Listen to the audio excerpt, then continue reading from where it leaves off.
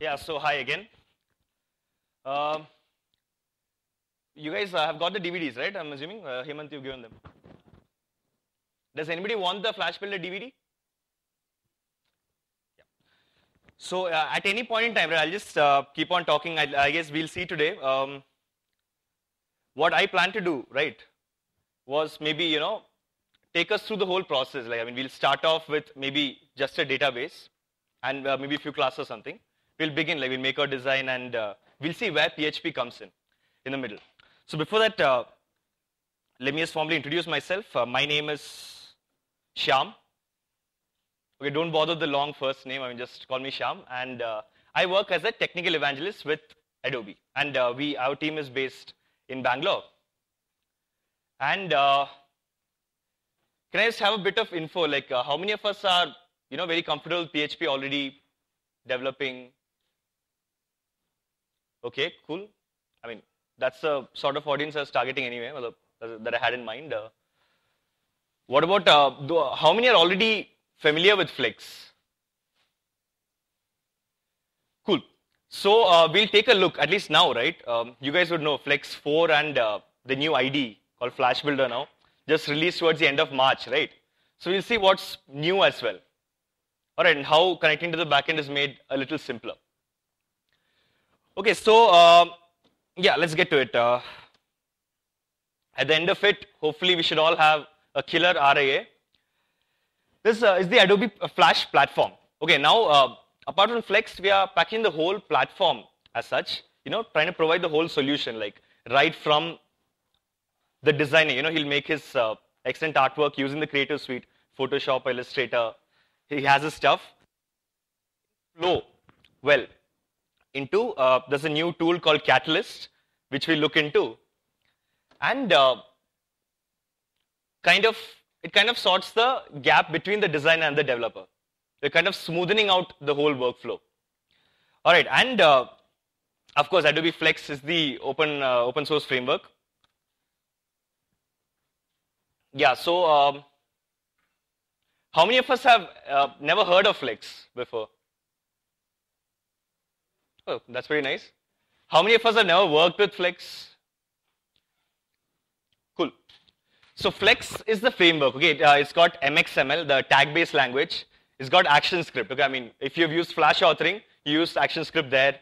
The same thing, and it's more like you know how it works, right? Flash authoring initially when it just started off, it was used to make animations or video and stuff, and then later people started making some serious apps with it. So for enterprise apps, it made more sense to develop Flex, and that's how it kind of came about. The tag-based language is easy for layout. There are a lot of components, pre-built components, which can be easily used to build your enterprise apps and make that fast. And FB, this will be a new term for the guys who are already on Flex. The ID is now called Flash Builder instead of Flex Builder, because we're packing the whole platform as such, right? So initially it was just for Flex. That's kind of a shift in the marketing. So yes, after this, I hope you guys would give it, after today, you guys would give Flex and maybe Catalyst a bit of a whirl, and you can always get in touch with us. We always like to see, what people have built and stuff. So I guess you guys will be wondering where PHP fits in the middle, right? So let's think of it two ways. Okay, first, suppose you're using HTTP service in your Flex application. So you'll have your you have your resource or whatever, and your PHP class will fetch the data from there, right? And then you can have your PHP file parse through it and output that as an XML. Now using HTTP service, that's a component built in Flex anyway. You can just communicate with that and fetch the data right away. Or to make it simple, if you don't want to parse the entire thing, you can use a framework called ZendAMF or any other framework that you want, and the PHP class fetches it anyway. There's no parsing. You can just directly get the data using your remote object. So anyway, I'm not much of a slides person anyway. I guess it'll be cool to get our hands dirty, right? Right? I guess the afternoon is where we are a little bit low energy, yeah? I woke up late today, that's why I'm still pretty fresh. I'm sorry? Oh, ZendAMF. I mean, that's a framework that we used to communicate with the PHP classes. Air. Okay, AIR, yeah. All right, all right. So, you know, the whole ubiquity of our platform, half of it is based on the Flash player, right? I mean, we've all heard of the Flash player. It's there on almost all the browsers, right? Now, Flash plays a runtime. So, suppose I create my application using Flash or using Flex. I have my SWF file, and that deploys in the Flash player. So, the same thing for desktop is called AIR. I mean, AIR itself stands for Adobe Integrated Runtime. Right, so if I want my application, we can create the same apps and just deploy it on the different runtimes. All right, so that is what AIR is about. I mean, you can create desktop applications using Flex. AMF is Adobe action message format, yeah. Action message format, AMF. Anyway, this thing, I mean, this is a recommended framework that we say for communicating with PHP, right? So, the ID is also matured with regard to this. We'll take a look at a bit of that as well. So see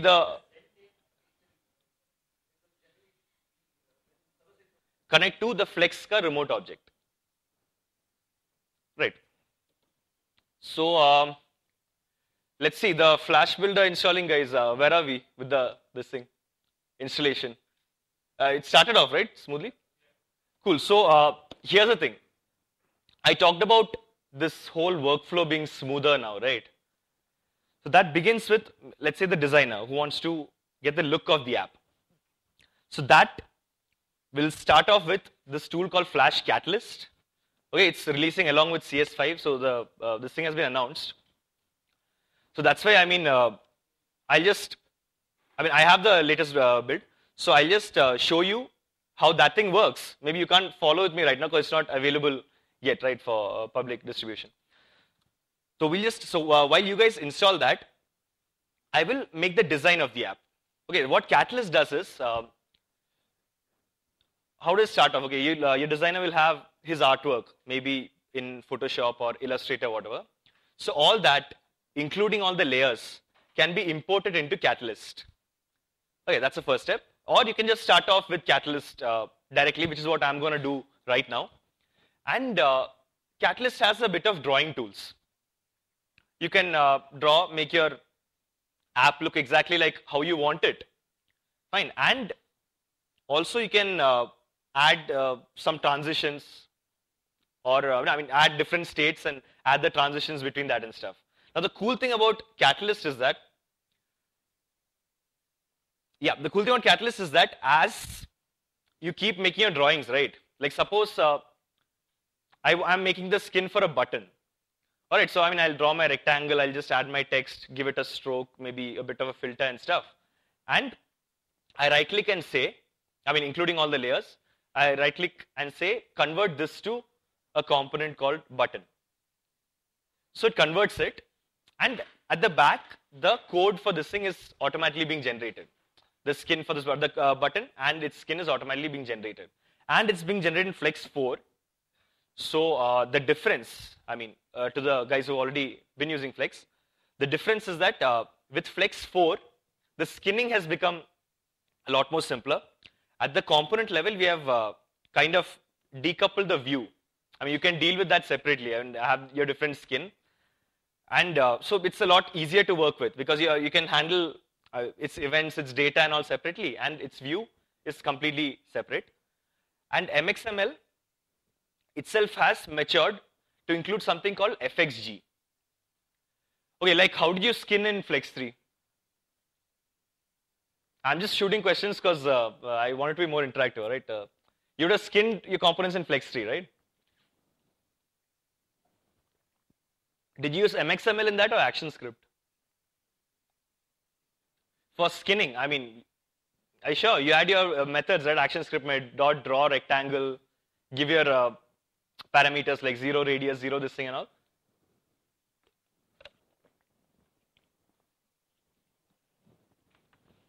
So that has changed, and now this thing called FXG, you actually have MXML tags for say rectangle, or even within that the stroke, the shadow, the fill and stuff. So it's way more intuitive. I'm sorry? Probably. I mean, I wouldn't know about XAML, so. But basically, this is the thing. I mean, intuitively, you have your. I mean, yeah. What exactly it is? Maybe we'll take a look also.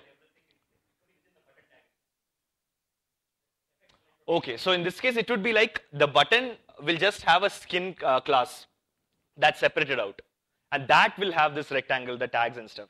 All right. The button we'll deal with it in the main MXML file. However you want. When I click this, I want this to happen, or whatever. But the look itself will be decoupled to a different class, a different MXML this thing, where you'll have this thing. Yeah, yeah. I mean, depending on the runtime, that's not a problem. So yeah, let's get to it. Okay. Hopefully, by the time this is done, all the Flash builders will be installed, and we'll just go with it together. Okay, that's the way I like it anyway. So we'll create a new. So the deal with this is that I'm going to make a design right now, right? Catalyst.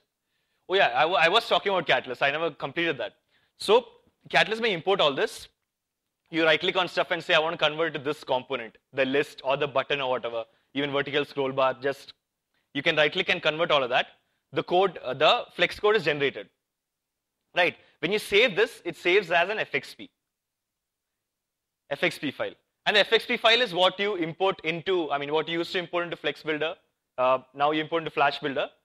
Okay, you can just import that and then directly start working with it. So you can even add, like if you have a list and stuff, you can even add your dummy data and everything. And later, when you import it into your Flash Builder and actually start working with Flex, all you need to do is not to define the look, because that is already done. You just need to connect that to the respective thing. I mean, maybe connect to your backend and yeah, just map the data. Like this thing should show this and stuff. And even to connect to the backend, now the IDE has matured to make all that like way faster. Okay, so talk is cheap and action is action. Let's just get to it. Now I will create the prototype here.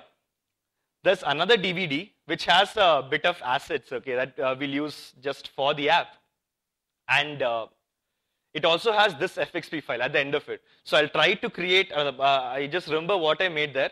I'll try to create as similar as that, something as similar as that right here. All right, this is pretty visible, right? I mean, not a problem. I'm sorry? Can it be bigger?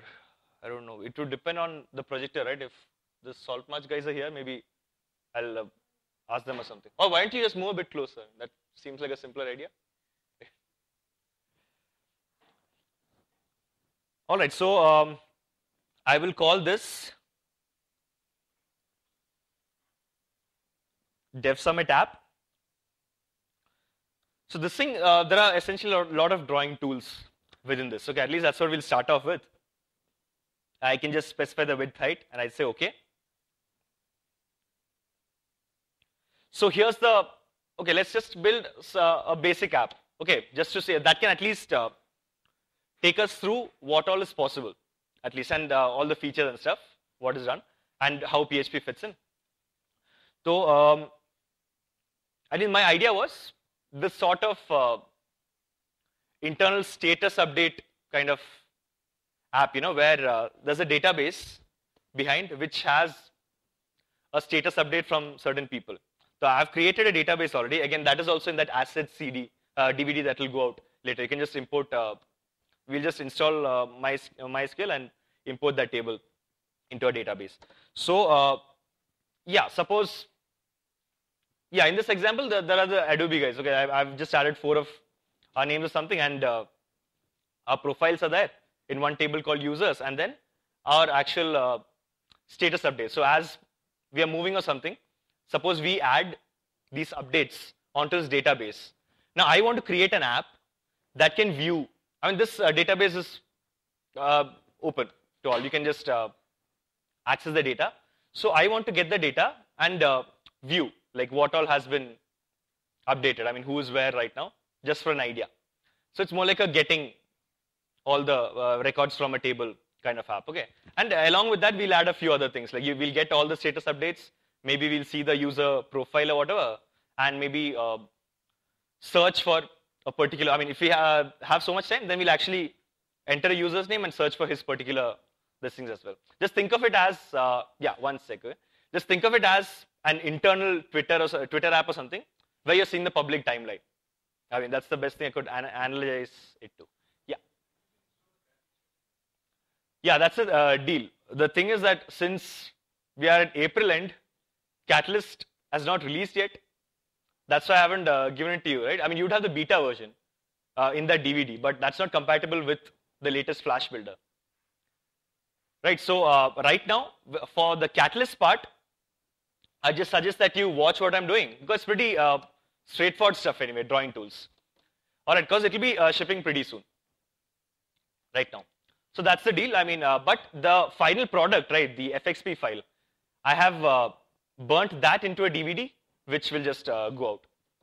I guess if these things are done, maybe you guys can give the assets DVD now. So I'll just go ahead and do my bit of drawing and converting into components. Hemant and Prashant will just hand you the assets. It's got some small pics and stuff also, which we'll use in the app. So there.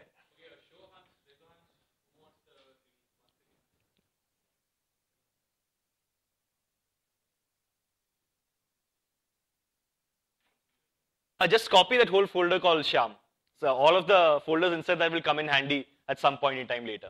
All right, so just there's this folder called Shyam. You can just copy that, and we'll take a look at it. So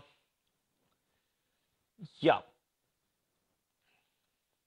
I'll just extend my rectangle. Oh yeah, so nobody who dabbles with design. Cool. So we're all in the same boat, right?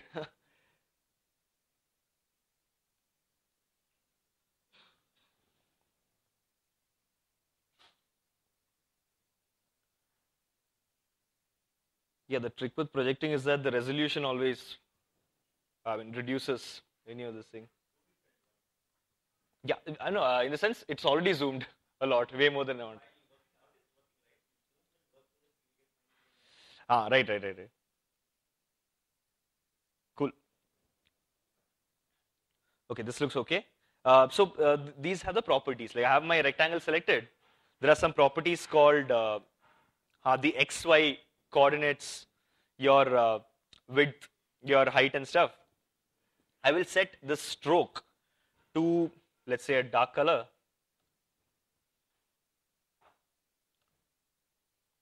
I guess when non-designers try to actually make good interfaces, that look good, usually the approach is like what? You see the best and you try to imitate them, right? Something like that. I've observed that gray works a lot, in professional apps. A grayish or grayscale-ish background and a bit of subtle colors in that. Let's see how that works out. So this thing is done. I'll give it corners of 5. Yeah, so what I did here was, I gave it a stroke of some color, some gray color. The fill is a gradient, this thing. Now, I gave a gradient from this 3333 to 6666. And this is the angle of the gradient. If I zoom in a bit more,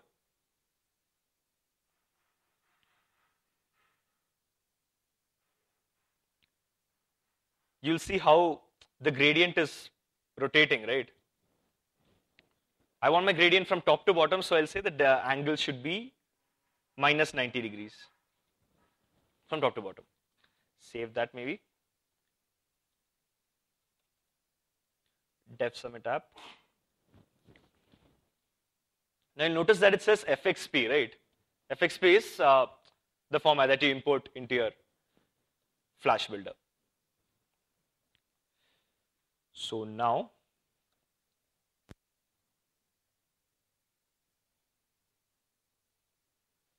so I'll go ahead with this. When you guys are done with the Flash builder installation, right, just let me know. So I'll tell you what to do next with the other folder. We have to install, anybody here with a Mac? No, right? Okay, fine. So there's WAMP. You can just install that. Or Mac guys had WAMP anyway. So we can go ahead with that. Just let me know when this is done. Okay, the Flash builder installation. Chalo. So now we'll speed this up a bit. Like every developer, I do my copy-paste technique. I copied and pasted that whole rectangle on top of it and maybe create a panelish kind of view.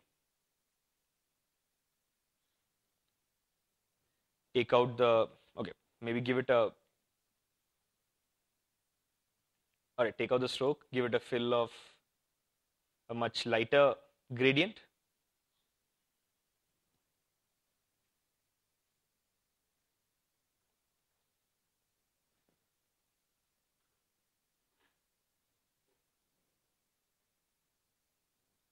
Okay, and if you're not comfortable with that, you can always just enter the width yourself. I mean, just like you used to in Flex, right? I mean, yeah, so looks okay, right? Panelish thing. Now, I'll just call this app something called pass the word. You're just passing the word, like I'm here or I'm doing this or whatever. So, pass the word is the name of the app. This is a text tool. Just started typing. And I'll change the font maybe to something better because Arial sucks really bad.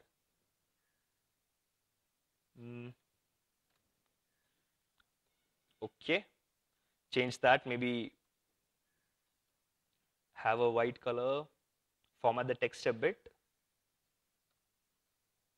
Cool. So we have something that looks like a panel sort of thing. Inside that we'll have, let's see, we'll have a list that shows everything. So as soon as you open the app, it will show that the public timeline sort of thing, that all whatever is there in the database will be displayed. Okay, so I'll just create a subtle line here. ऊपर search करेंगे और नीचे दिखा देंगे.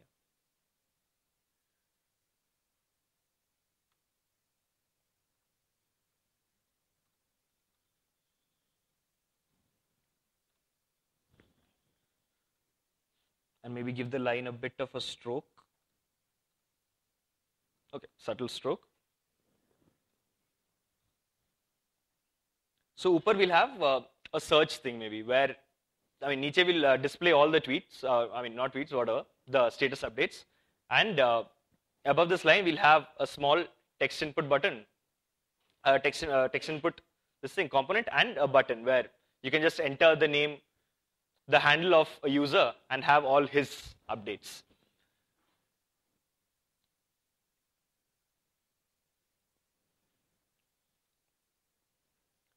So this thing has got to be white.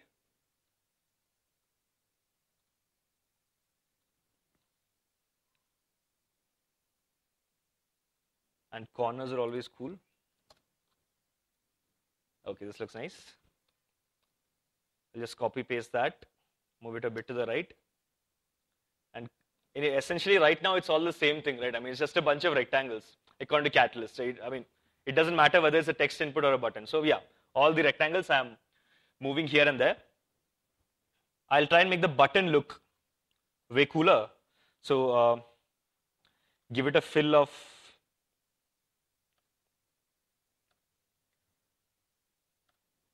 a green gradient. And you know how these guys managed to make these buttons, I mean, I don't know if you know how, and I don't know the right strategy that they use, but they managed to give this shiny thing to the button, right? The top half of the button just has that glossy feel. At least this is what I do when I want to create the same thing. Of course, again, imitated. But this is what I try to do. I took that rectangle and copied it on top of itself. Reduced its height to half, the top half, right? That I want it to be glossy. Okay, so this has a stroke. Right now it has that border. I'll remove that stroke. Now I right click on it. Okay, the width is a bit too much. I give it a fill of pure white. And then I say that now this white rectangle is on top of the green rectangle, right? I say give it an opacity of, say, 25 or something. So it's like semi-transparentish, gives that slight glossy feel. Okay, looks pretty nice. Again, I'll add my text and say search. Move that to the center.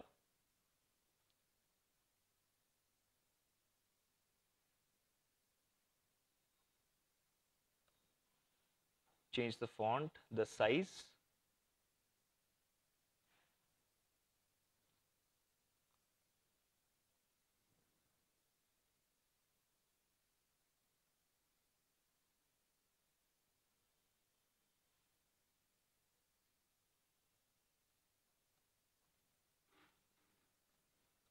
Cool. So we have this, something that looks exactly like what we wanted, the text input. Maybe we'll make this look cooler by adding a few filters, and that's also here, your drop shadow or inner shadow and stuff. I'll give this an inner shadow maybe. Subtler color.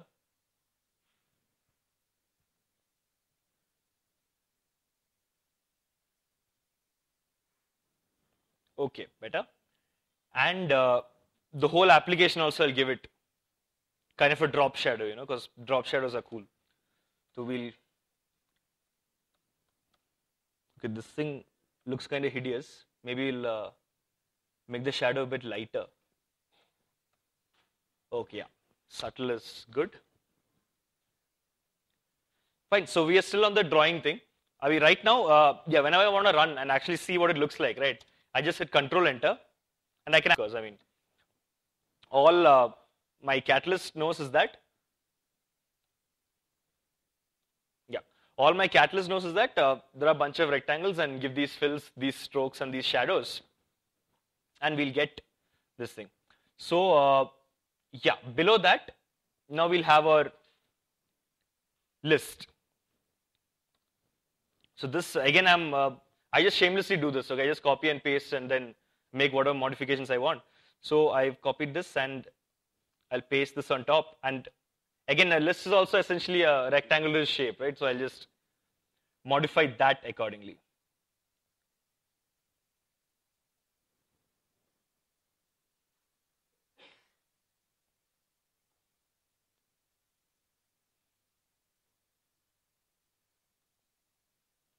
Cool. Give this a fill of white, enough of gradients, like gradients everywhere. Okay, give that a stroke of, let's say, fine, too dark. Fine. Now, along with this, we need a scroll bar, right? So that also I can, completely skin myself if I want, or there's something called wireframe components here also. I mean, if you want to use the pre-built this thing, the Spark components, right, that are already there, you can actually drag them. Of course, a bit too big. Now this is what the default vertical scroll bar looks like. And now if I want, I can actually edit these parts and skin them myself. But okay, in this case, I'll just delete this, take this off, and go for something much more simpler maybe. I mean, these new age scroll bars have, don't even have these top and bottom buttons, right? Just this track and a thumb, and that's more than enough. So I'll create one more, yeah, rectangle. It's pretty huge as now, but I will reduce it, and if I change this fill now to something different, say, cool, it looks like an okay track, a bit oversized maybe, but I'll change the width to okay. I select both using shift and move them about. So this is my track for my scroll bar. Okay, the vertical track. I copy paste again. Make that way smaller. So I guess with this thing, we're going with the Go Green theme. So I'll just select a green gradient again. And this time I want the gradient from left to right. So I'll just say rotate the gradient.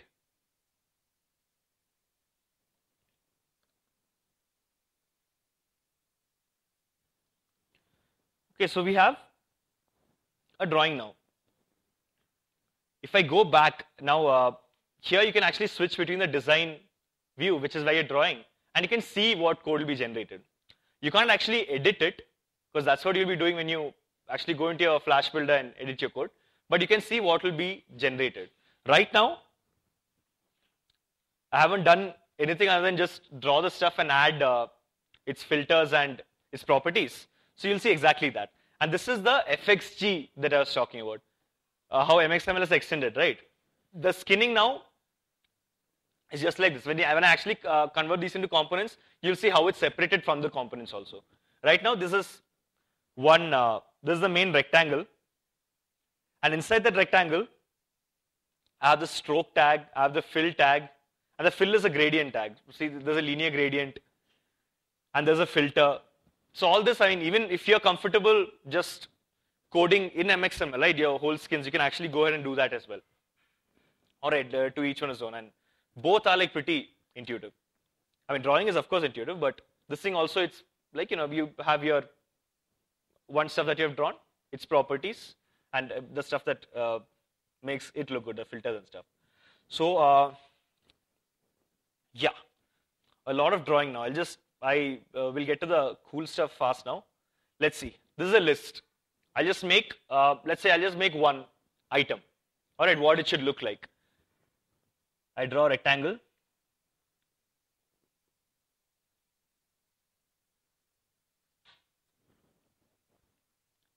Yeah, I do not want such an ugly fill. This is okay. Stroke can be this.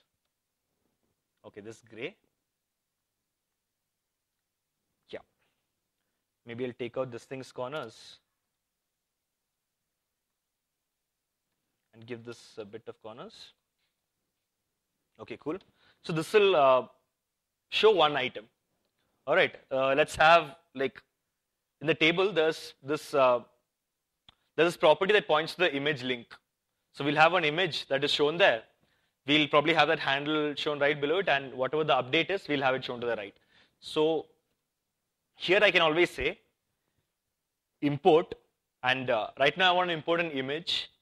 If you want to go ahead, I mean, or if you are working with somebody, especially, since all of us suck with design, self-proclaimed, but if you're working with somebody and they have some cool stuff, you can actually import your Illustrator file or your PSD file and actually have those layers as well.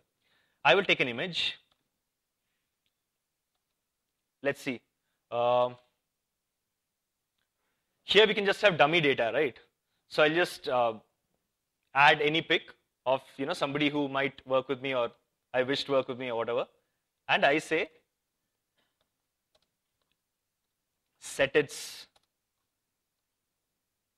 height and width. Okay, this looks okay. Maybe I'll make this a little bigger.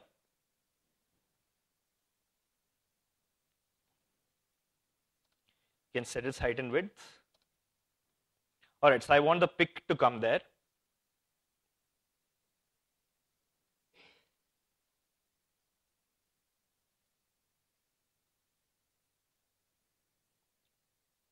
So here is where every user has a sort of handle. Okay, a username.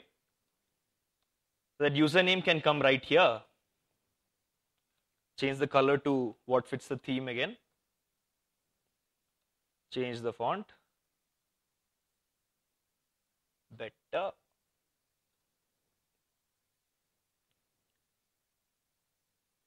And then I can add an update here. Like whatever.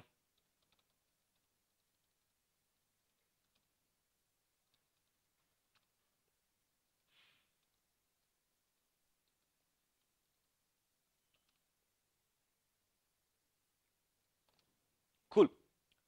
So this is maybe the update, okay? I'll just reduce the width so it fits inside. again the font, and again the color.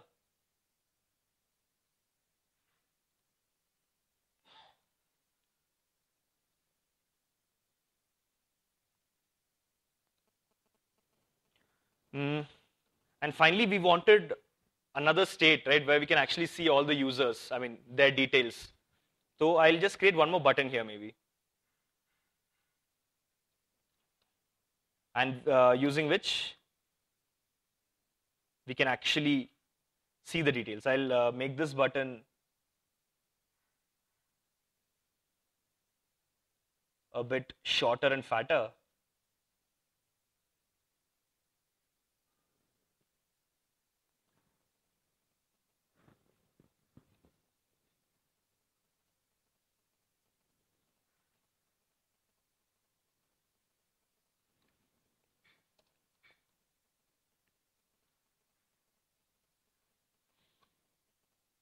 Change the text to say details.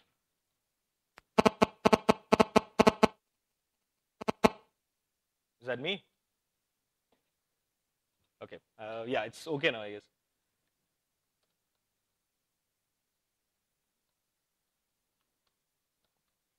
Again, doing the same stunts to this button. And with that, we'll come to almost the end of our drawing this thing. Let's see, yeah, we have details here.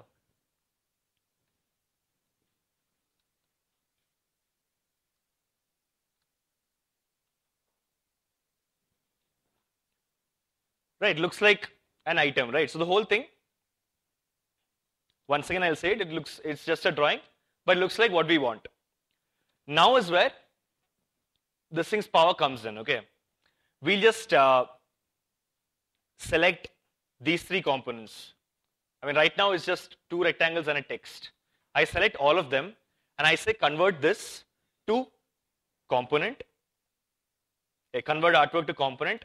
And I say choose component, and this thing is a button, right? So I say button, and immediately it shows me this thing called button and 4 states, right? Up, over, down, and disabled.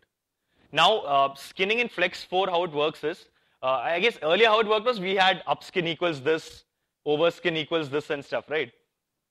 Now, Flex tells you that, suppose you define the skin for a button. Okay, that the states of the 4 skins is inside that skin class. And it says compulsorily you have your up skin, over skin, down skin, disabled skin. You make your skins for all 4 of them. Okay, and you can of course use the same skin as well, but you define it for all 4 of them, and that's how it works now. So if we take a look at the code, you'll see here, right? This is the main.mxml, and I have my button here created just now. It says the skin class, it says that this components.button1, that is a skin mxml file. If I just control click over there, I see my skin for the button, where you start off with the 4 states and you have your rectangle. Basically, you'll have 2 rectangles and a text, right, in the button. So here's that first rectangle, here's the second rectangle, and here's your text.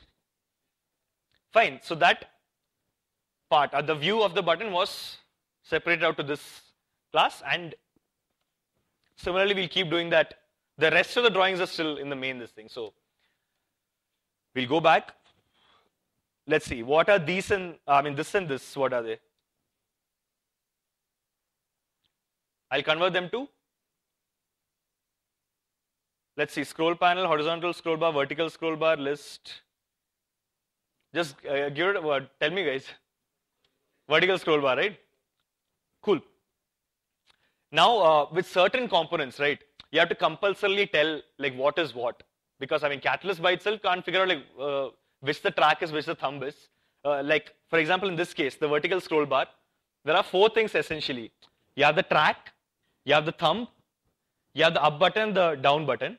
The up button and down button are not compulsory, but the track and the thumb are compulsory. So here, that's what this small message says. Yeah, it says that to make it work correctly, you need to edit it and assign parts. So I'll say edit the parts. I click on this and say convert it to the thumb. And I click on the track and say convert it to the track. And done. Okay, if I run this now, you'll see that I can scroll, although it's not bound to anything, but I can just scroll. That by itself just works. Okay, and the code for it is generated right here. Its skin is also kept separate. Okay, so now this is the point where I'm gonna speed up a bit. We have a button. Again, so I told you about different states, right? That a button skin can have. I mean, skin will have the 4 states: up, over, down, and disabled. I say I want to edit my button's appearance in all 4 of them. Right, so right now all 4 of them say that it looks like this with your black search label and your green button. Let's say I'll do something simple. I'll say that if it's over or if it's pressed, I want the font to be white. So I'll click on that state, and this is the states panel. I'll click on it and I'll say make it white. I'll click on this again and say make it white. And I go back. This thing is done. Yeah, one small thing I have to do now is to convert this to label. All right, the text inside it, button has a part called label. Again, that's not required in this case. Like the thumb and track were required for the vertical scroll bar, but up and down buttons were not, right? Similarly, the label is not required for a button, but I'll just tell it that this thing is the button. So later when I use the same thing, I can just change the label and have this around.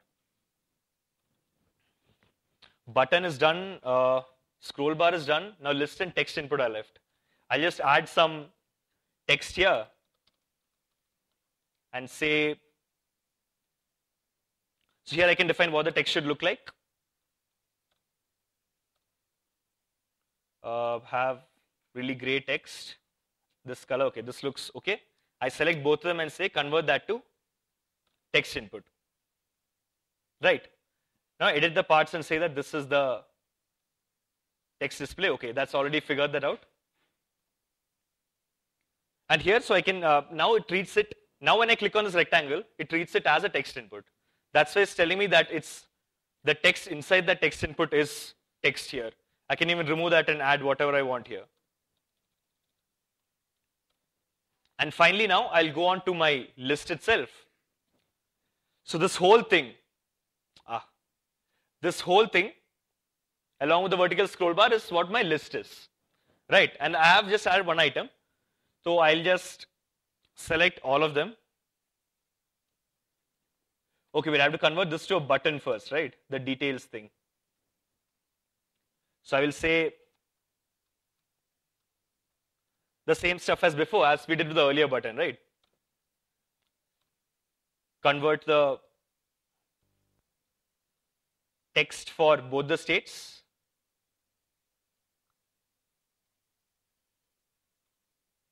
And make that the label. Okay, perfect.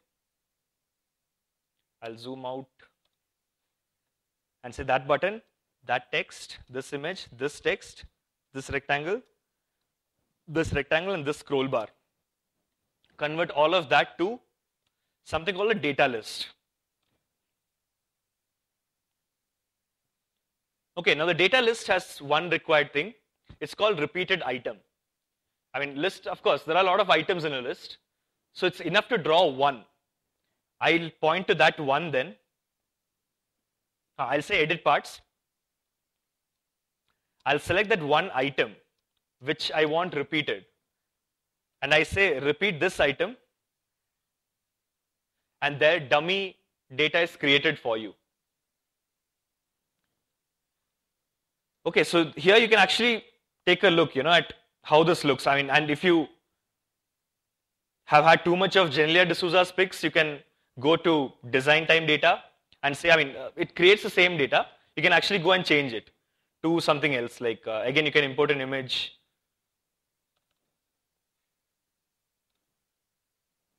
Change the text.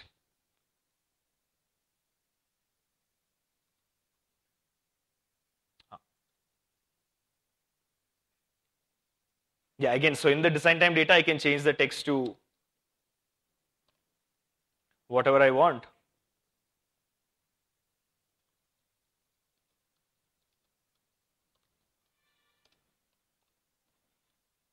And you can add more or take out stuff. I want 4 rows not enough. I want to see what it looks like if there are a lot of them. Add row, add row, add row, and adds 5th, 6th, 7th, and etc. Now we actually have a prototype from what was just a drawing. And the code is also generated for that. I have my list. I have my text input. I have my button. Although they don't do anything, but it's an actual hands-on feel to what your app will feel like. And let's go one step further. What we wanted was user details, and we've been talking about it for a long time. So we'll just have this whole thing, right? Extend sideways. When we click on, maybe when we select something in the list, we'll have it extend sideways and have all the user details there. So that's where we'll create a new state for the whole app. I mean, we've all worked with states, right? Those who have worked with Flex anyway. That's one of the improvements in Flex 4. The state code is much more neat. I mean, it was a bit messy in Flex 3, but now you just declare the states earlier, and now whatever component you want, you can just say include this in this state, include this in this state, and it's as simple as that. So let's just see. I'll say create a duplicate state and extend this. The width is 272. So the double of that is what? 272? 544, right? So cool. In that state, yeah, this is a state 1. In my state 2, I extend this to 544. I want something similar.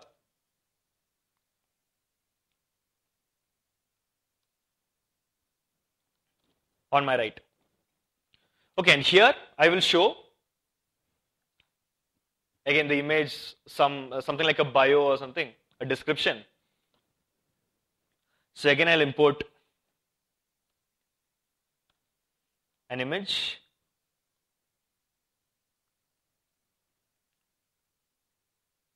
Keep it here. Have text, the handle again. So here you can design what this screen should look like.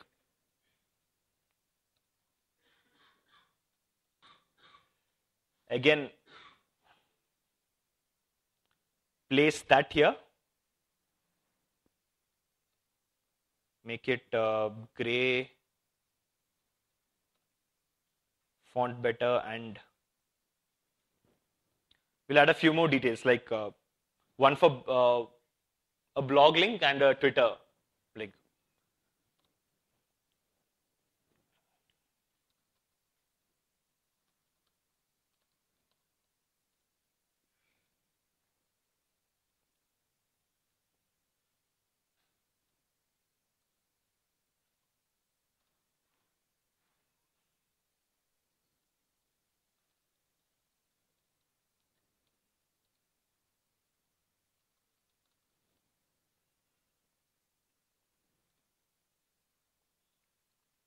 Cool. A few details. Maybe we'll have a button as well that takes you back. So I'll just say, now we've already converted this into button, right?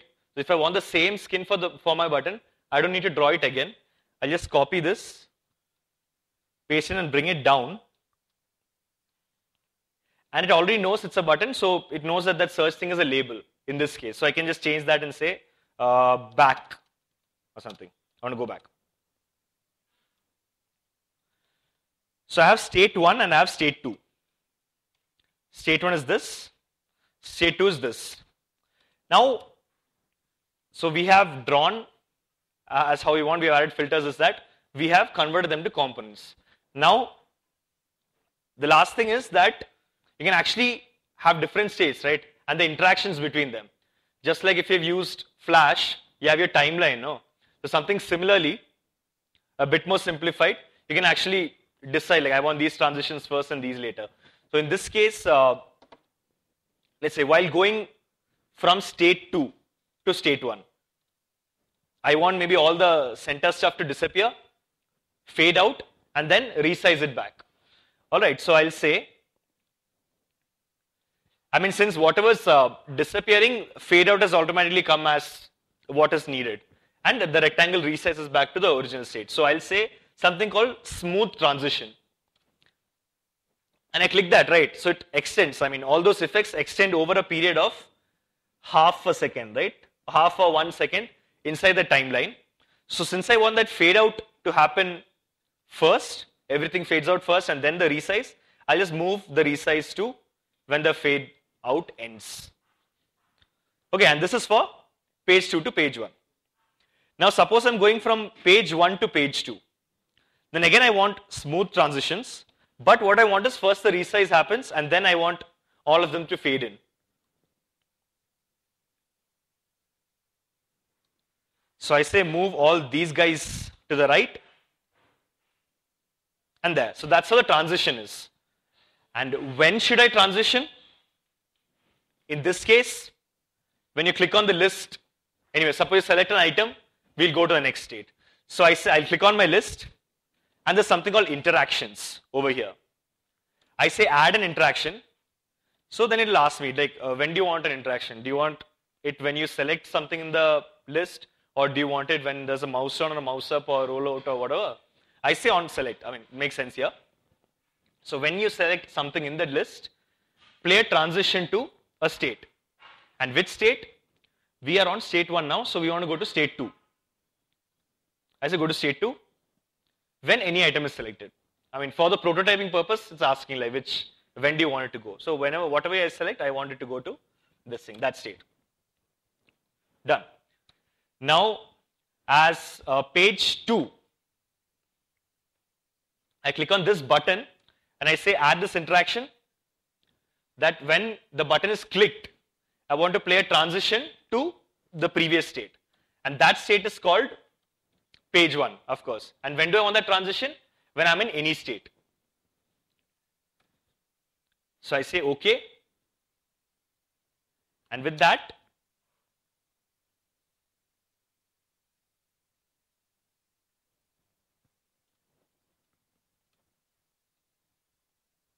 this is a list of all the updates. I have my user details here. I hit back and with this, there's just no error for a disagreement. I mean, between like somebody who's actually thought of the design and when the developer takes it and tries to make it himself. Like, there's just no room for it. However you want it, you can actually just give it to him. I mean, if I'm giving this to a developer and I wanted it to look exactly like this, then this is what I'm giving him. The FXP is already there. I'm going to save this now. And once, there's a coffee break right now. Once we get back, I'm going to take this FXP file and import that into Flash Builder. And there the flex coding will come in. And you'll see that it looks exactly the same. All we have to do is, we have our list, get the data, using our PHP class, get the data, put it on, display it on there, and get the user details, and we'll have our app quickly. So I guess we'll meet back in 15-20 minutes. Before you all leave for the coffee break, we have an important announcement. The lucky winner of the Nokia quiz contest day 4 is Kranti Vikram from NDS Services. So if she's here, or any of her friends are here, please let her know to collect the prize from the Nokia stall. I repeat, the lucky winner for the Nokia quiz contest is Kranti Vikram from NDS Services. We will now break for coffee and assemble here in 15 minutes. The second half of the session starts at 4:15. Just wait till the WAMP is set up for everyone. That's cool. How many of us already have it set up? Okay, how many of us are yet to set up WAMP? Or you are setting it up, right? Just the installation. I mean, then we'll open. I have the files, the tables, right? The SQL files are also in this thing. If you go to, this should be what that folder contains, the one you copied. So inside that, there's SQL files, right? So these are the two tables we'll use, right? And let's see. Just create, I have some PHP classes also. So I just named the database for connecting. I just named the databases as pass the word DB. Excellent.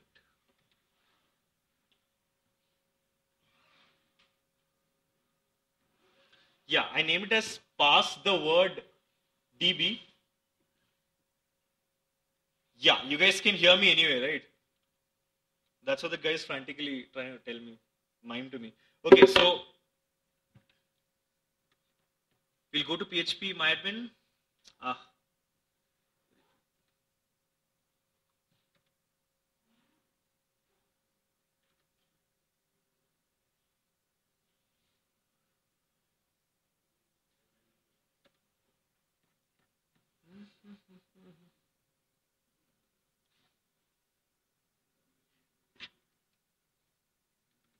Cool. So my server's online. Can anybody figure out what I'm doing wrong, if anything?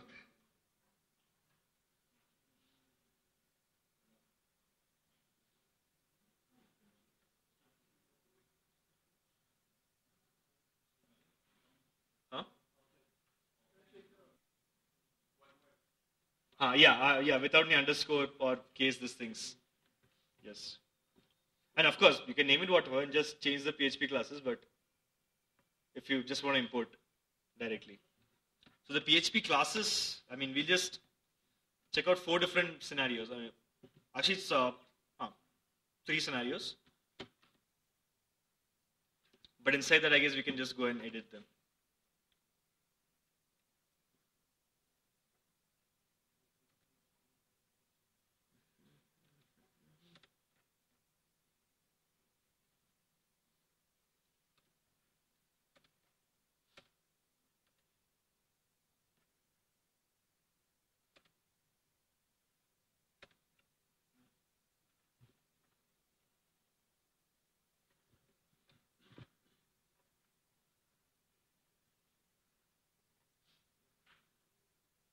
Try and figure this one out. Until then, I'll also tell you what the plan is, okay? So you see those 4 PHP classes there, right? Now, one of them is called WordSys XML. Now, how this thing works is that you have your PHP XML or something, not PHP.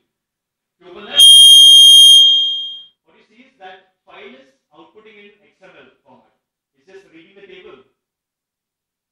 And the table also you can check out if you actually import.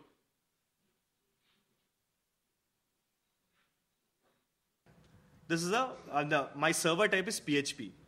So I'll just go to my project and say properties.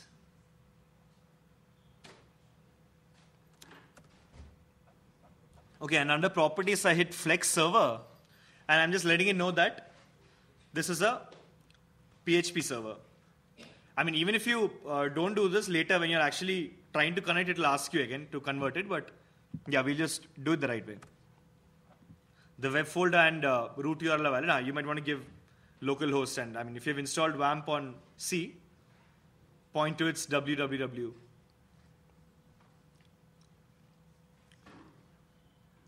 Okay, pretty clear, right, so far? Yeah, so I will repeat it. You have imported this. I just hit the project and say, right-click the project and say the properties.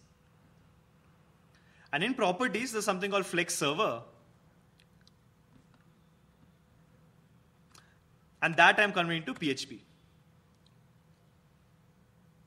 So there you might have to, validate your configuration that your server is really there. So just give the web root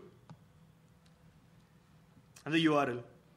Okay, just as URL, just write localhost. So you'll have to validate configuration. It'll ask you to do that. Until that, there'll be a red cross here. And then this is where your folder will be. Inside your WAMP. So I say OK. And that is done. Now, to actually check out your code, you'll have to, in a project, Flex project, main.xml is by default, the executable. So just take that. Okay, you should be seeing this code, and if you switch to the design view, you'll actually be able to see it. Although probably not a good idea with this resolution. Like, it'll probably be huge. Fine, not bad. Fine. This is exactly what we had. I mean, okay. Right, I'll just run this. Again, just to make sure that where we left off with Catalyst is where we are at the beginning of Flash build. I mean, that thing's end is this thing's beginning, right? And it's the same thing. Well, the only problem right now is that it's all dummy data. It's not our actual real stuff. And that's what we are here to do also. So, let's see. First, if I go to my folder again, we have this class, right? That's outputting XML. So we'll check that angle out first. All right, yeah, XML is being outputted. Someone use HTTP service that component to connect to that, get my XML and just bind it to my list. So right now the list is bound to some dummy stuff. Okay, I'll just open this.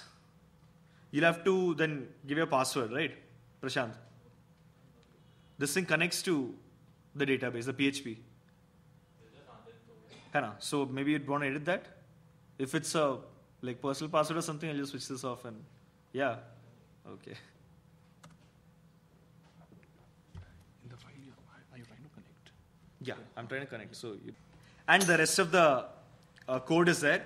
You'll see.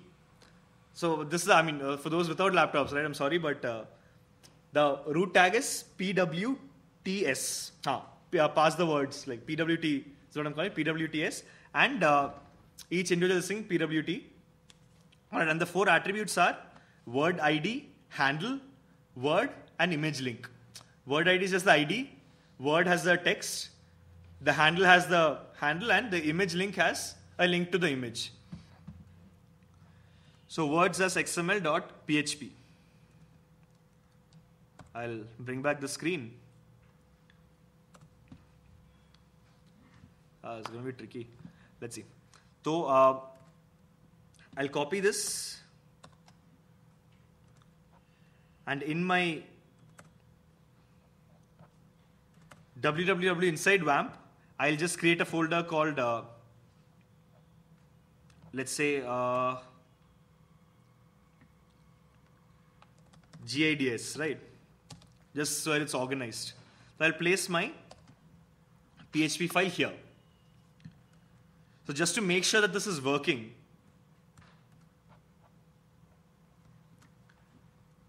let me check out that that XML is actually being returned, right? So inside localhost we had gits, right?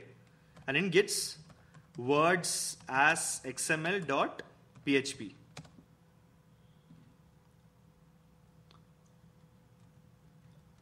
Okay, fine. Yeah, we actually have to create this thing, right?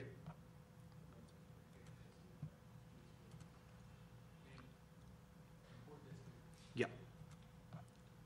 I just forgot about that.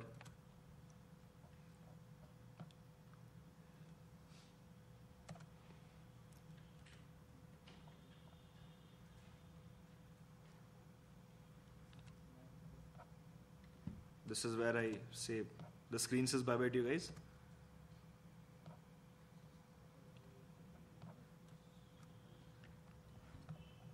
If mine already have, I'll make my database. I'll call it pass the word DB. All right, this is what I'm calling it, okay? You guys can change accordingly or whatever. Create. And I'll import my 2 tables.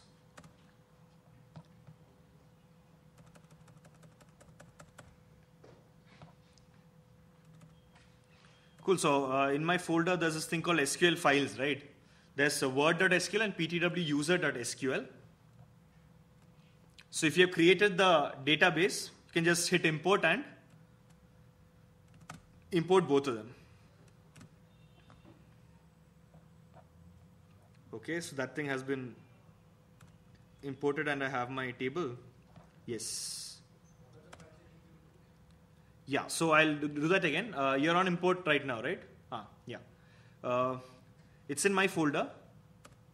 That second DVD that went out, right? Under SQL files. Just import both of them into the same database.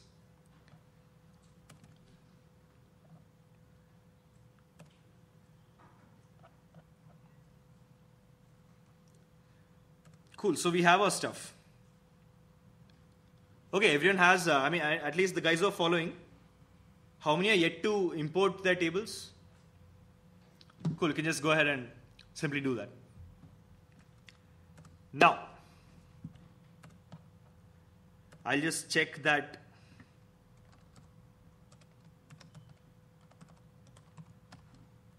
I'm actually getting my XML, right? I mean, just before I go ahead and actually get the data. So, my XML is right there. Okay, this is the structure, PTWS, PTW, and my 4 attributes. Now,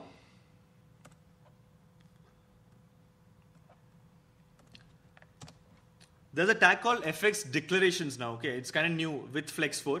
That's where all your non-visual components kind of end up. So HTTP service is one of them. Your HTTP service tag will be inside your declarations tag. I'll just say declarations, close that, and inside that I'll have my HTTP service. Okay, point the URL to what? Localhost, and you remember where I placed it, right? Under gits and words as xml.php. So I say gits words as xml.php. Fine. I mean, this thing, at least this component, it just, just give the URL, and it has 2 event handlers. I mean, you can give a result event handler and a fault event handler, so that if it's returned successfully, something called a result event is fired. I mean, for those who are not familiar, in case something called a result event is fired. I'm sorry. No, it's a flex class itself. So that is fired when when the successful retrieval is done, or the fault event, whichever. So an ID is the ID, the variable name or whatever. I just call this HTTP service XML service. Then I'll give, since the ID is pretty nice and stuff, it will just create my handlers for me. I have to say result equals this function. I mean, call this function upon the result. So I'll just say generate the handler for the result, and if there's a fault, do something called alert.show. Okay, alert needs to be imported, I guess. So I'll just use code hinting. Importing is done.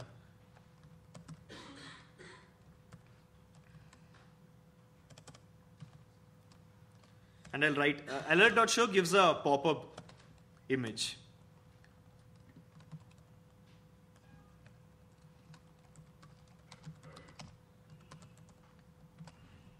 So I'll just write my own little thing as to, okay, something went wrong. And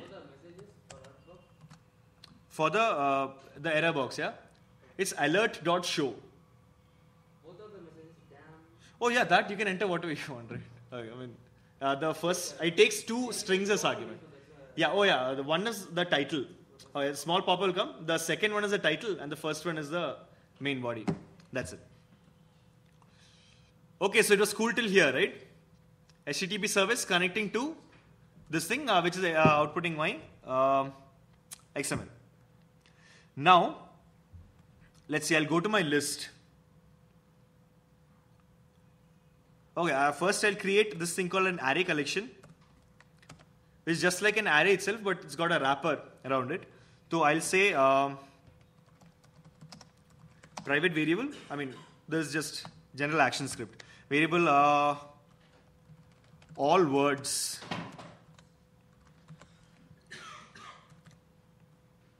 Okay, as an array collection.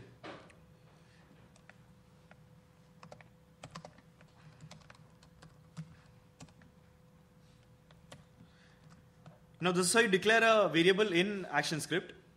But if you want to use something for data binding, when you use it for data binding, I mean, if this changes, I mean, if my all words changes at some point in time later, but my list is bound to this, then that thing also updates.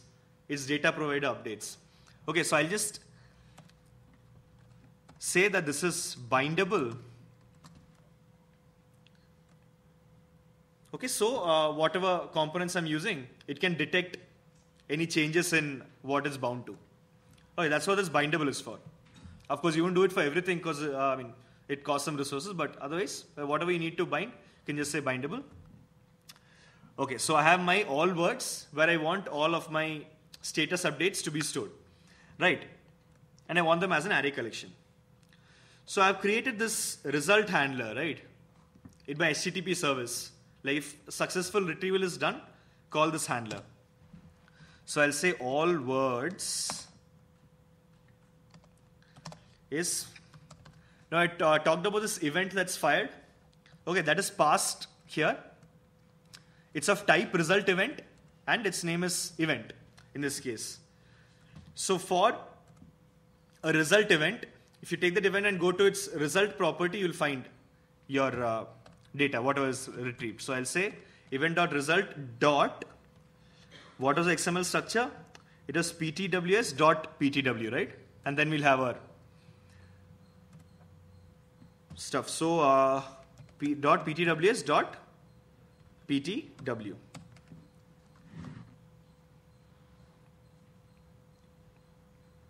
Okay.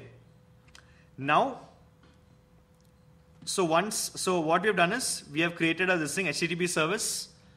We have said that when it's retrieved, do this. I mean, assign this data to this array collection. Now, there are two steps. So the first, I mean, we have to actually send the request. That is one step. And then once this happens, we have to actually bind this to my list. So we'll go ahead and first send, I mean, we'll take care of the sending the request part. So this thing is called XML service, right? So to send a request, there's a method called send associated with my HTTP service. So I'll just say XML service.send and my request is sent.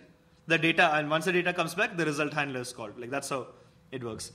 So, so when do I call my request? I guess in this case, once the list is made, we want it immediately, right? Yeah. It was code hinting actually. Just write RES. If it's not coming yet, then hit control space or something. You hit enter, then there's an option right there under the code hinting itself. Did you get that? Actually, if I'm a bit ahead also, Prashant I'm sure will help out and stuff. You can walk around, you can ask him stuff also.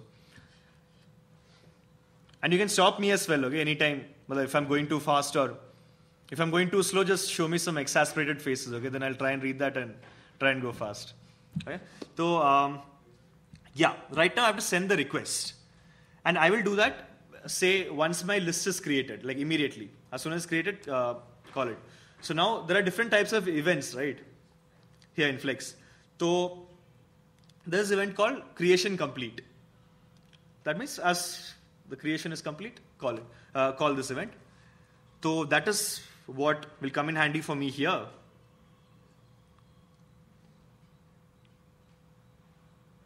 Yeah, here's my list.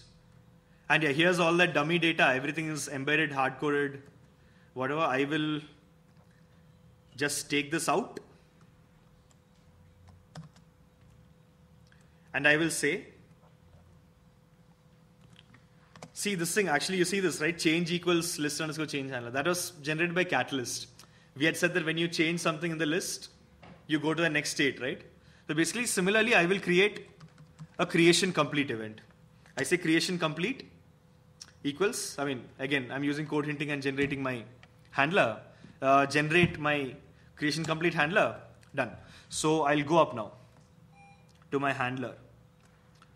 Okay, and I'll say that I have this HTTP service called XML service.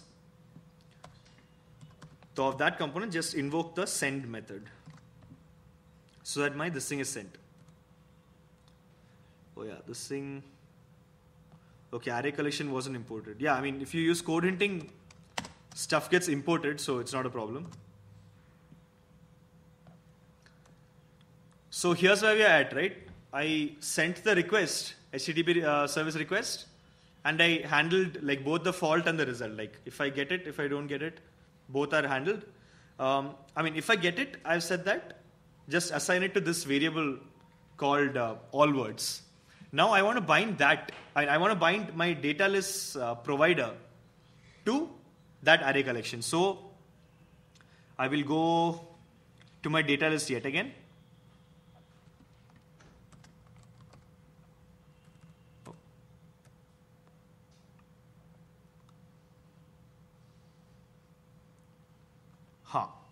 So I removed this thing, right? The dummy data. I'll give it an ID of, say, list. Okay, so it will be easier to refer to it now, from now on. Okay, list, and I will say data provider equals. I'll put these curly braces, and inside the curly braces, I'll say all words. Now, why I'm using those curly braces is that it's for data binding, basically. So whenever I'm saying that, get the data from this array collection called all words. If all words happens to change, update yourself accordingly. So that is it. The data is going to my list. Now in my list, I have these things, right? My image, my this text, that text. I have to actually map that to this data provider. And that's the final step. Because if I run this now,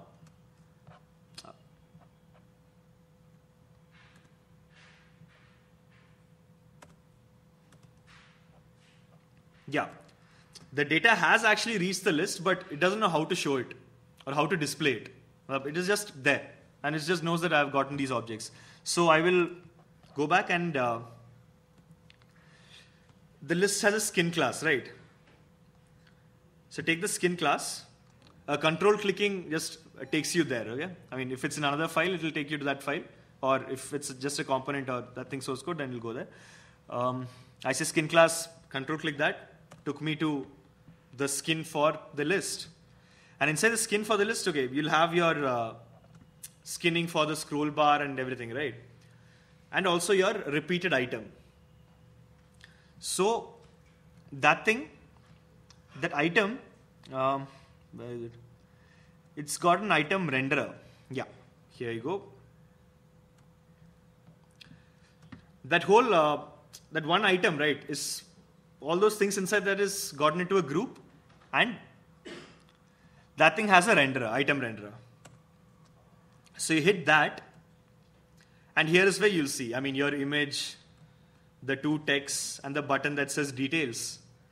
So right now, what does it say? This was the earlier dummy data. So they had these attributes called text1, text2, and stuff. The keyword data itself refers to the object that is returned. So in this case, it's that PTW, yeah, that PTW, the whole object, right? The data refers to that for each one. So this is the item renderer for every single item. So everything will get its own object. So let's see. For the image, this is the image. Its source is set to something called image1, but I want the link to be taken from image link. Okay, image link is a property that has the a link to the image. Okay, so I say data.image link. The next one, there are two texts, right? One is the handle and one is the word itself, the status update itself. So I'll say like this is the handle, and this is the word. Okay, these are the attributes like from the, I mean, what we outputted in our XML. So the same attributes I'm using. So all three are done. Now the only thing remaining is that I've given the image links, but the images itself are not here, right? So that you will have to get. I mean, if I run this, I've given links to non-existent places right now. In the table, I just enter the links. That's why you won't see the image here. But if you go to your Shyam folder again. There's something called image assets, right? And we can just get this done. I mean, just copy all 4 images and place them inside here. Inside assets.images. Okay, because that's a link I've given. Or you can change your link in the table however you want it. Cool. So all images are there.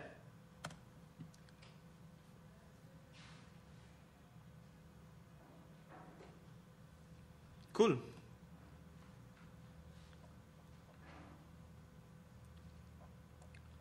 It's pretty much bound. I mean, this was that the first thing we were talking about, HTTP service way. Get that? Pretty straightforward, right? Now, this is not the only way to do it, right? There's something called remote object with Flex. That's where the ZendAMF also comes in. It does the parsing for you, and it gets the data and just gives it to the Flex. So for that, I lean my PHP class, and those classes have methods inside them, right? So I can actually go and directly invoke those methods from my Flex, okay, using the framework. So that's what we'll take a look at here. If you again, yeah, now you'll have to check out. Are we good till here, by the way? Yeah. So is anybody not good till here? I can take a few questions. This is like a logical pit stop. That's why. Cool. So yeah, there are these PHP classes, right? I have this class called user service. Can I just take that? Fine. This is a class called user service. What it does is it's just got one method. All right. That is to get PTW user by handle. There was this other table also, right, with all the user details. So what this does is, given the handle as an argument, it fetches the whole user. Okay. It fetches the whole object. So, yeah, you can just see it's connecting, I mean, given the argument as handle, and it fetches the PTW handle, the full name, bio, the blog, and the Twitter. I mean, the state 2 had all that, right? Because right now, if you check out this app, it's still showing fake Genelia D'Souza details. I want that to bind to what? So I have created like 4 users. I mean, even here, all the tweets are by like just 4 of us. And I've created just some data regarding the 4 of us in the user table. So I will take this.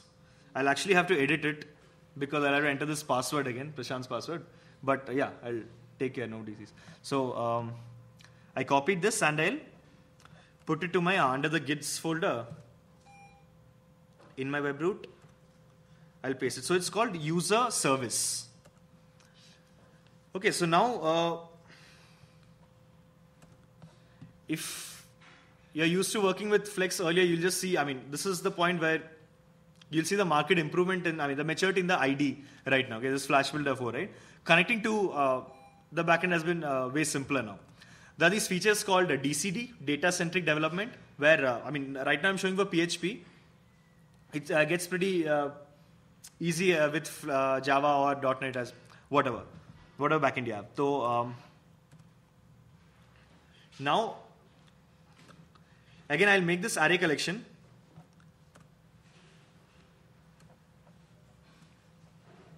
Okay, now I won't make an array collection. Fine, I'll just first connect to this class and invoke that method. Right, so I'll just say connect, there's this data services tab here in Flash Builder 4, okay? That is when you essentially want to connect to your own service. So first I'll create a service.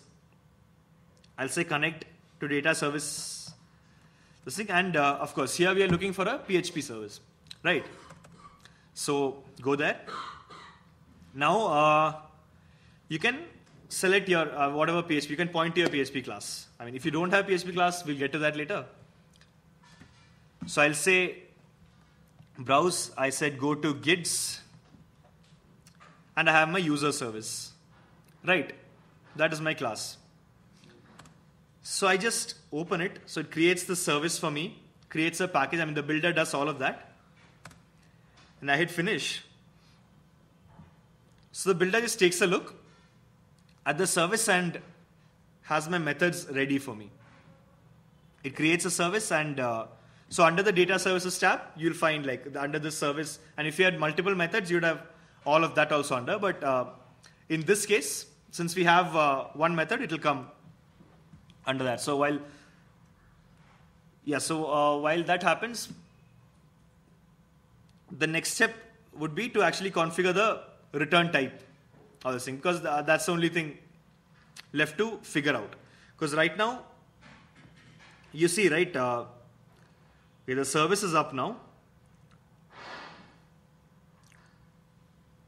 It says like it has an object called handle, that's the argument, and it returns an object because it hasn't figured out yet what the return type and the input type are. But it has figured out there's a method.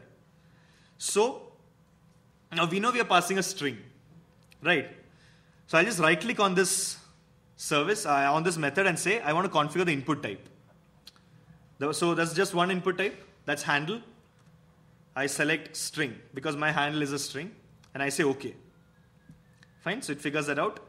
Now the return type is trickier because it's not an inbuilt return type. It's a PWT user, right? It's not an inbuilt type in Flex.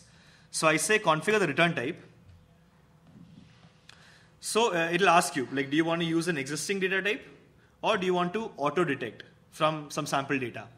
So I'll say auto detect here, and I'll say next. So what it does is it just simulates one call, it just tests the operation and gets some sample data and tries to figure out what return type it is.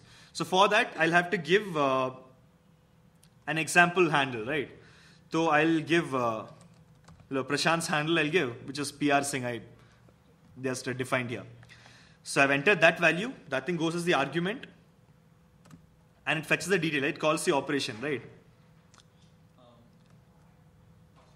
Huh? Oh yeah, the password. Yes, yes. So while you guys just hold on, I'll change the password.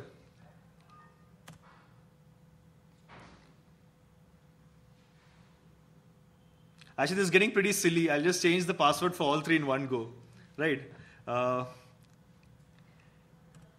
Let's see.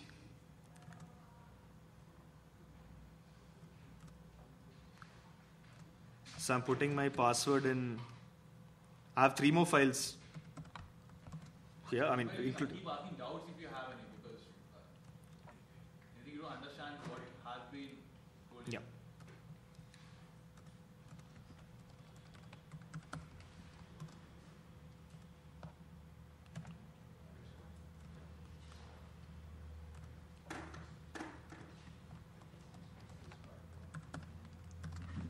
Okay, so that shouldn't be bothering us anymore. We have put the password in all 3. Fine, so I'll just bring this back up.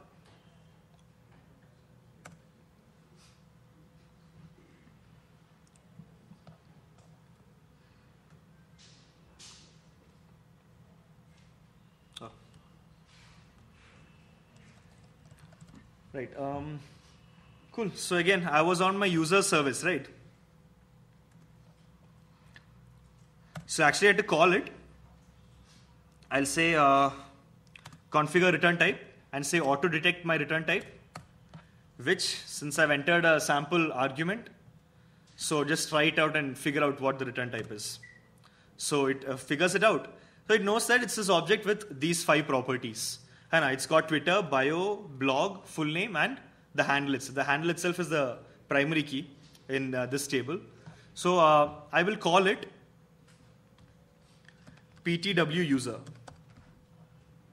Okay, it's asking me for a name. Like if you're creating a new data type, just give a name. I'm giving PTW user, and it has these 5 properties that it has figured out. I say finish. So an object called the data type for as PTW user has already been created. So later I can just go ahead and use that. Okay, so now I have my method, right? I have defined the input type, the return type. What I need to do is call this, and when do I call it? When it goes to that second state, right? I mean, if I click something on the list, it goes to a different state. Along with that, it calls this method and gets the details for that user. So now ideally I would generate a list change handler, but here that is already there because when you select something on the list, Catalyst has auto-generated that code. Like it goes to this second state. That's what you see here, this function list underscore change handler, where the current state is made to page 2, right? That thing is already there. So what I'll do is I'll right click on this and say generate a service call. Okay. So this is where a service call is generated. And the function is called get pwt user by handle and give the argument as a string. So I will go to my change handler and say when something is clicked in the list, along with changing, just before changing the state, first call this method, invoke this method, this PHP method, and pass the argument. So here, pass the argument be when you click on a user, when you click on an update in your list, you want that user's details to come, right? That means when you click on the list, that handle is passed as the argument. So you'd say list.selected item. So when you say list.selected item, it gives you that whole object. And under that, I want handle.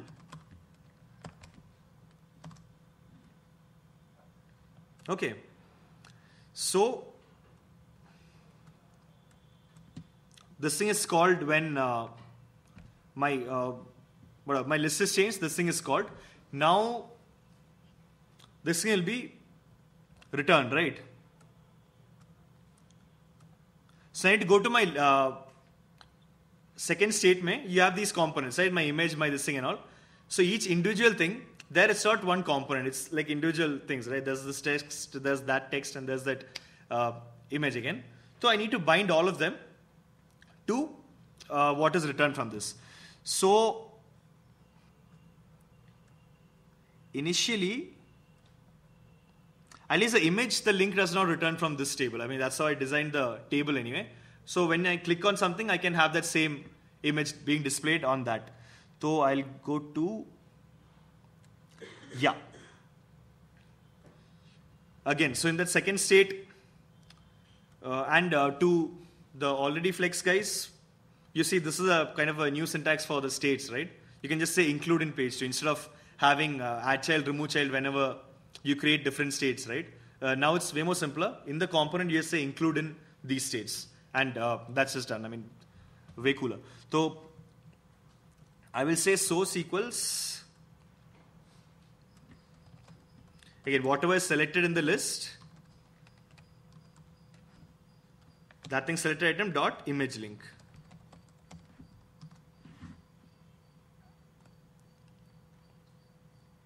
Okay. Now, let's see. We called this thing, right? So there's something called a call responder,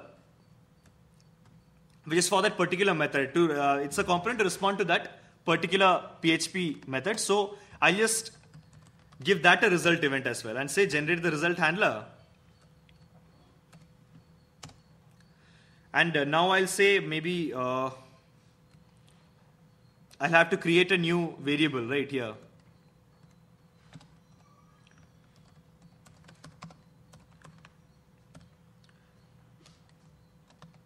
Let's say we'll call it selected user. The selected user is of type PTW user. I just defined that data type. So I just say is PTW user. And in my result handler, I say that selected user equals event dot result. And that thing returns it as an object maybe. So when you say as PTW user, it's for, the as keyword is used to typecast.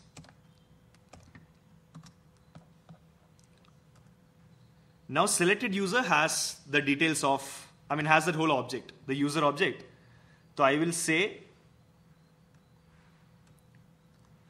let's see, now what all is there? There's the handle itself. So I guess in this case, it's selected user has something called, the same handle is called PTW handle. That's the primary key also. Then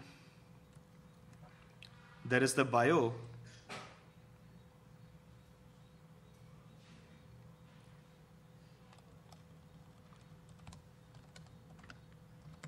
selected user dot bio.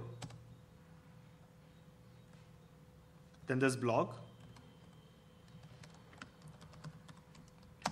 Again, so here I'm putting those curly braces and essentially binding them to those things. So it's just fixed.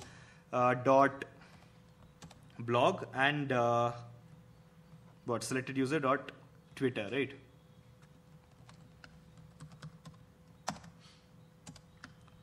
Dot Twitter. Oh yeah, so here it's giving me warnings, right? I mean, yeah, I made a bit of a goof up here. I didn't make them bindable. I said about that bindable keyword, right? So this PTW, the selected user, I didn't make it bindable. So that's why it's warning me here that data the assignments will not be detected in the list if it's changed. So I'll go back and make it bindable.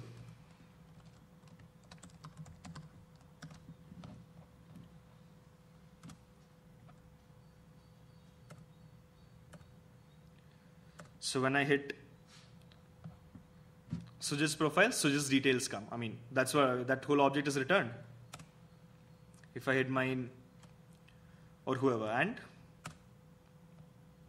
at least that part is pretty much handled. And I barely wrote, but how many lines of code would I have written? But 2 or 3 or whatever. But yeah, at least the integration with the backend has been pretty much simplified, like even better than earlier. Now, yeah, let's see. We have our last this thing, right? It's called. We'll have this thing called a search service, fine. Where suppose you enter a handle over here, this thing shows everyone's, right? Mine, Sujit's, Hemant's, and Prashant's. Suppose I say I enter only Sujit's handle here, then I want to see only Sujit's updates. So for that, again, I've written. I mean, you can check it out yourself. I've written this thing here, right? User service.php. Okay, I've entered the password there, right? So no, search service.php. Yeah, I'll just copy that. So essentially, it fetches by handle. I mean, fetches from this word table. It fetches all words by comparing with the handle. So I'll just paste that here.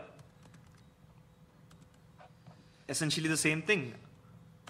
Connecting to data service. I'll create a new service here and connect to my class.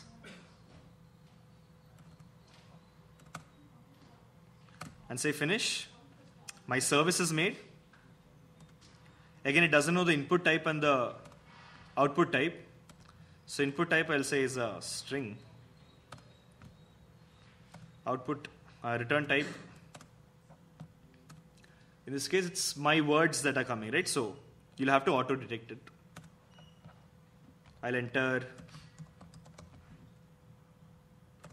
an example again. It is called, and I will call this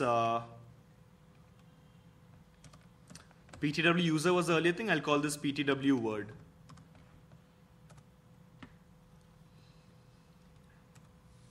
So now it has detected, I mean, earlier there was just one PTW user returned. Here, Flash Builder is detecting that it's an array of some type. So just tell me array of what type, and I'm just telling it that it's called that thing a PTW word. So yes, the return type is an array of that. And these are the properties. Okay, so that has come. Now, again, I'll generate a service call for this. So get words by handle result. I'll define a result event for that. And inside the result event, I'll get my list to change as data provider from earlier it was the result of the previous call, the one that's outputting XML. Here I'll just make it say that there's a search service method called get words by handle. Make it whatever is returned by that. So where is it?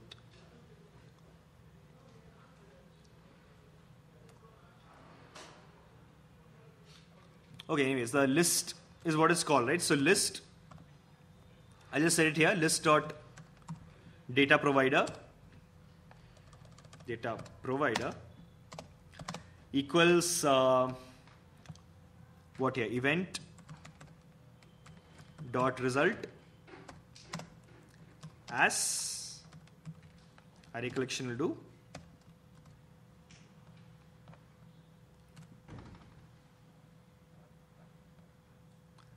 Did I call it? I didn't call it, right? Fine. So, okay, fine. I've just mentioned that when the result is gotten, just bind it to this list. So now, whenever I click on the search button, that's when the search method has to actually be invoked. So the final part is just to call that method at the right time. I'm not sure if the text input has an ID yet, so that we know which text input we are talking about, no? So I hit this and say, give this an ID of what? Search input, I'll say. Search input. So I'll go back and say the argument, by the way, is search input dot text. I mean, search input is the whole box. The text property gives a string that is typed inside. Now,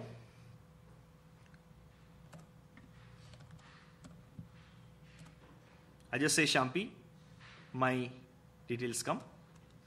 I just say Sujit, I forgot his handle, PR Singh.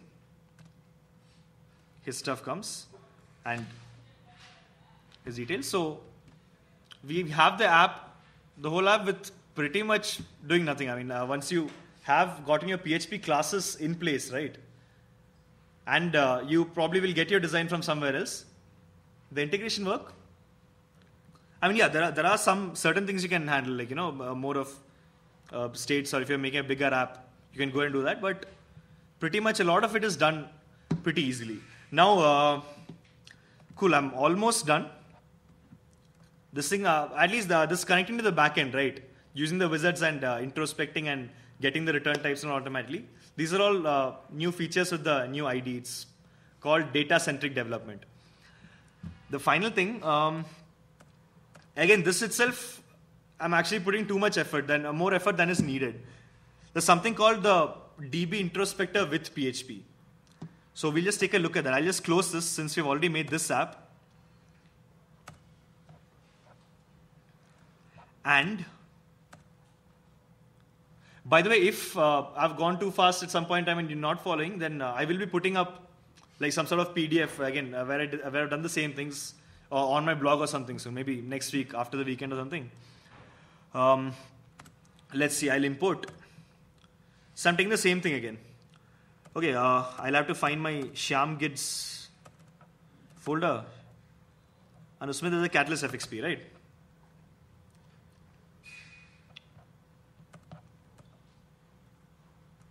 Okay, I'll call it Gids Day 4 app.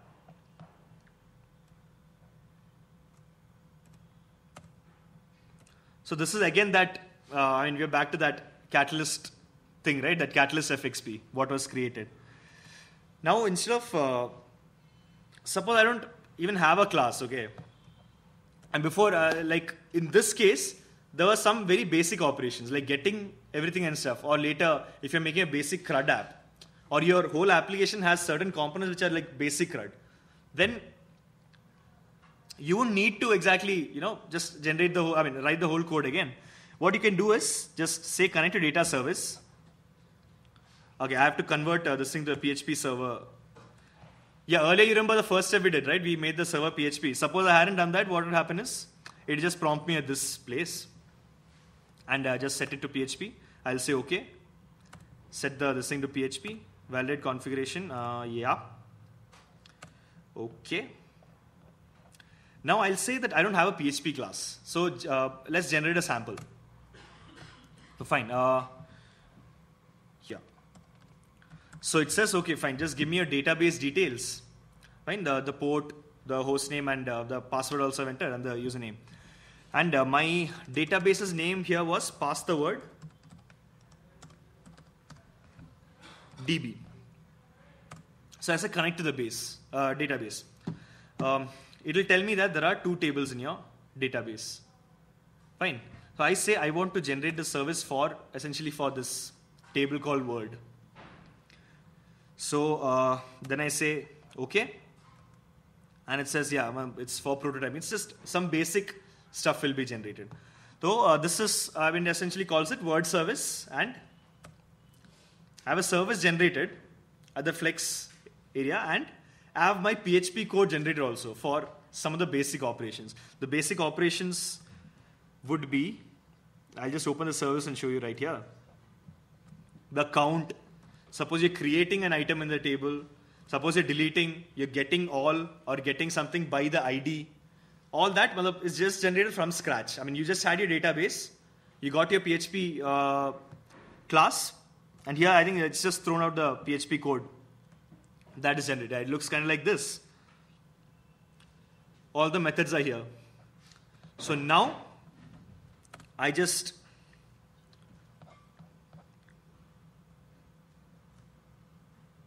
look at my, this is a list, right? Suppose I had a data grid or something. All I need to do is just drag. Okay, I'll do it in this case. There's get all word, right? That is a method that gets everything. I just take that and drag it to this, onto the list. Okay, so it tells me the list is already bound to something, but that binding, right, can just be done in a matter of seconds. Just get it, generate my PHP prototype, take this method and bind it to the list, and I'll say okay. So it'll tell me, okay, is it a new service call? Yeah, it is a new service call to this operation called get all word. And yeah, everything, all the types and all are all figured out by this introspector. So I say, okay. Fine. So in this case, since this is my custom list, all I have to do is just go back now. And the data is already with the list.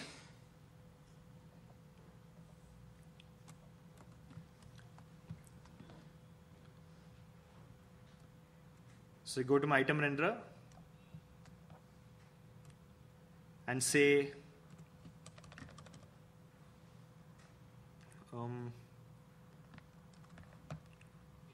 yeah, this is that only, yeah, in this side. So image link. Cool, so you are paying attention. Nice. Let's see, data dot handle. That thing is called word. And that's pretty much it.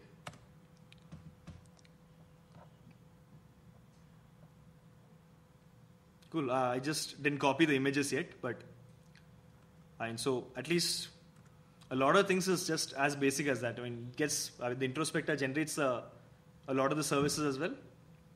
Basic CRUD apps are just done like that. All right. So yeah, you can extend that and head on this. So that's it from my side. Any questions and all, I'll be willing to take anyway. I guess there's technically half an hour more. I really didn't know how much you could stretch DCD, because everything is done pretty fast anyway. So I think any questions anywhere you couldn't figure out or something? What was the need for you to configure the server backend server? I didn't get you. Which back? We created a new project. Huh. I clicked on it and went to the properties, and we selected the backend as PHP, where the Yeah. options were there as PHP. So what was the exact need for it? And how does I guess to change the settings. For the builder to introspect your classes and show it. When it's introspecting, I guess it'll know, right? That is checking out a PHP class. Not added into your client code. how I can run through the application, desktop application? Oh yeah, so you see this, right? The main file will have something called, the root tag is called application. Okay, that's a component. That's a component to run this thing in Flash Player. If you change this to windowed application, then that's, if you want to run it on air, you'll see the windowed application thing running. So essentially the same app runs in both runtimes. No, you can't just modify it. You're saying modify the app ka code. No, it's the same. Same. The tag, suppose I built this a compiler as a Swift that is running in the web browser. Can I just put No, you have to just take the same code and make an error app and just build it onto that. Just build. Suppose if I'm having two methods, I mean two entities. Hmm. I mean, I am for PHP. Ah, right. If I have two functions inside, two methods inside PHP, Okay. I want to bind to one of the methods. How do I select that? Okay, right. Then we'll just take a look at that also. I think, yeah, I have the service. Fine. Actually, it will look something exactly like this. All your methods would come just like this. Only the ones I happen to import happen to be have one method each, right? No. Inside the PHP file, right? Yeah. There are two methods. Right. They are doing two separate processes and they are returning two values. And there are two things that have been outed on the HTML, the HTML that it's generating. Okay, like that. You're not talking about PHP classes in general, okay? Inside a single class, Huh. there are two methods. Oh, inside a single class, there are two methods. So when you import the class, both the methods do come as under the service. But I want to bind to only one of the methods. Oh, then you drag whichever. I'll just do that again. Like that's what we just did here, essentially, right? I dragged this get all word method and drag that to my list. So whichever method you want, you can invoke for that alone. Like I just right click on this method. These are the individual methods. I right click on them and say generate the service call, right? Or whatever, just drag that particular method in. I'm not dragging the whole service. Just that particular method, I'm saying that bind it to this. The result of that, bind it to this list.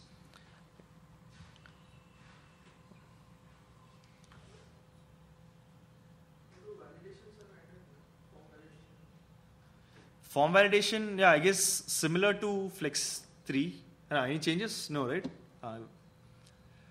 You have this validator components. You worked with Flex 3, I'm assuming? Oh, yeah, I mean, you have these, you have your validator component and you have your form component as well, so you can just work them together and just have your form valid when, if everything is valid, then allow it. Okay, I guess, cool, was this helpful? Yeah, okay, even these are tools anyway I'm really excited about, Catalyst and the DCD itself is like from heaven. But yeah, anyway, we guys are around. I mean, Sujit is here, Hemant, Prashant are all here. If you have any doubts, you can always, get in touch with us. I just, if you have any details that you need to know or something, you can just hit me here.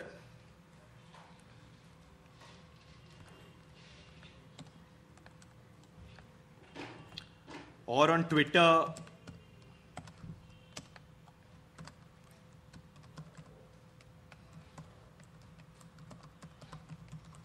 So if you check out my blog, by next week I'll just put this up.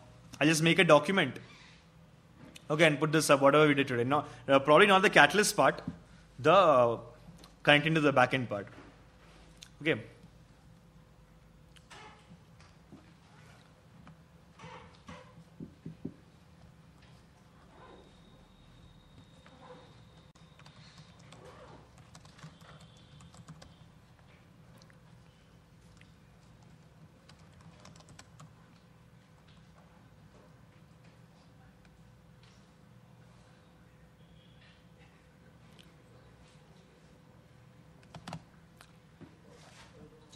Okay, cool. Thank you.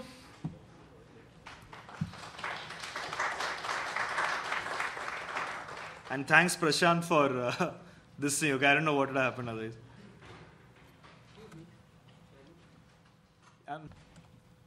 Under Sujit, at least in Sujit's blog, there's a section called Flash Builder 4, which has a list of all that, not just by him, by all of us, and a lot of articles regarding the new features and everything. So that's a good place to actually start exploring from.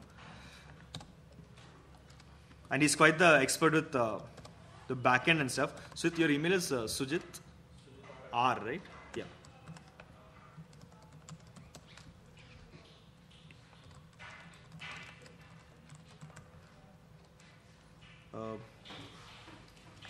On Twitter, you're at Sujit G.